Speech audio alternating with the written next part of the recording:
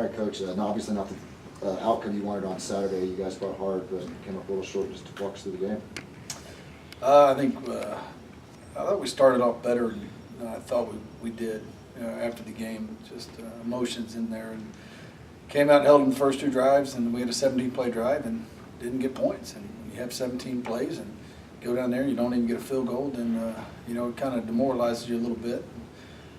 We didn't contain the quarterback, and he got free, and they ran the ball on us better than I thought they would. And running back's a good running back, and their offensive line is big and physical. And I was trying to hope to get them in a passing game, and they didn't seem to need it. So all said and done, you look back at it, and it's just like coaches speak. It's you look back at the plays and make a field goal, and at the end of the game it's 30-23. You kick the extra point, and then we kick it deep and try to hold them and see what happens. But didn't turn out that way. We dug ourselves a hole and we couldn't get out of it. And we got to do a better job of finishing drives on offense. And when the defense gets backed up, we got to hold people, and we got to get that mentality about us to be stronger mentally to get things done. Speaking of the passing game, Justin returned and played great. Had a career day out there. What'd you like out of Justin? I think Justin is just wanted to come back, wanted to prove to himself and to this team that he is the leader of this team. And we're going to go as far as Justin's going to take us. And I thought he progressed extremely well. I thought that he got the ball out quicker. We were taking some sacks earlier in the year because of him, because he was holding the ball a little too long, waiting on receivers to get open. I think that he was on target this week, throwing the ball with perfect timing and putting it out there where the receivers were going. And that helped us not getting any sacks, and it helped him. On the other side of the ball, defensively, the team has played so well the first few weeks, but it seemed like you had some tackling issues in this ball game. I mean, how surprised were you by that? A little bit surprised. We've had issues with guys and trying to. All our guys think they're going to come up and make a hit. It's going to be on SportsCenter. Okay, it's not. We're not going to be. Nobody's not out there filming us or not watching it. And the goal is just get a guy down and make him snap it again.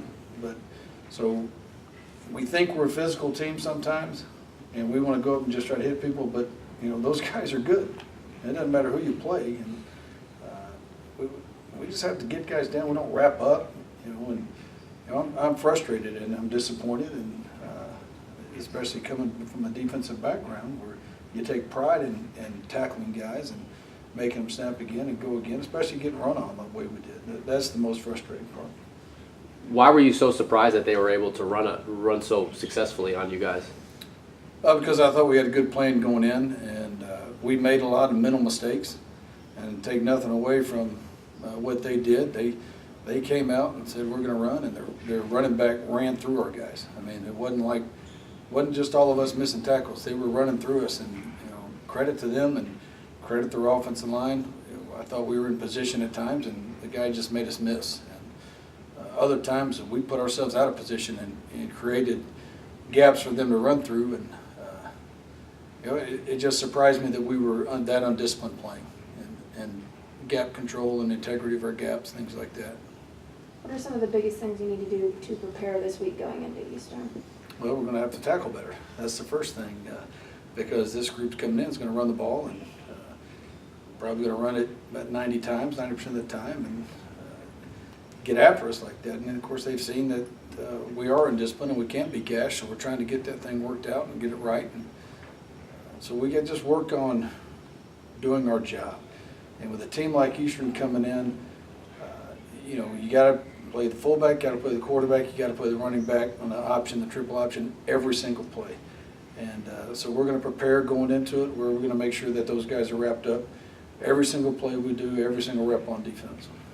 Getting ready for your first wagon wheel, taking on another first-time head coach and his first wagon wheel. But obviously, you know how big the game is. What's it mean to you to be part of it now? I think it'll mean more as we get going closer into the week and the hype builds up. I kind of got an idea last night, and I got a text from one of our student workers, Brianna in the office, and she just texted, "I want the wheel." And so it kind of means it shows right there, you know. And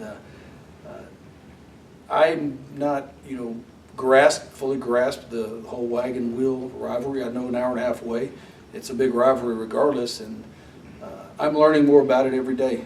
And I last night when I got that text, kind of got the importance of what it means to the community here and what it means to the West Texas A&M.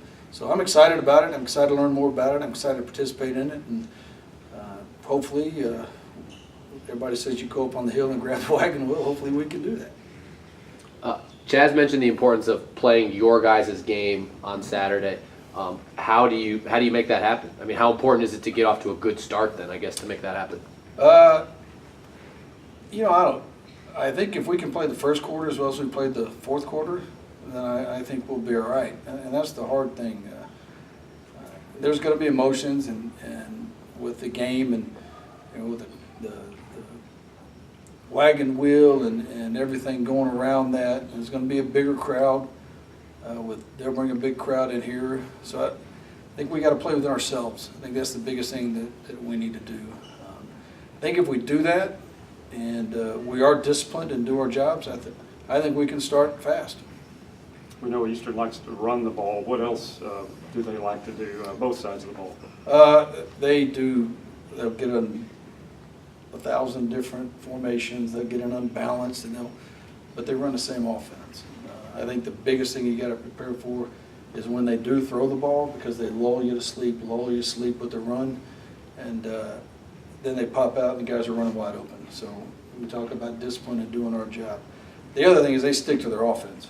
They're going to run the ball, they're going to run that offense, and they're going to make you play discipline every single play, and the one time you screw up, they're going to take advantage of it. Defensively, they show them a lot of different fronts.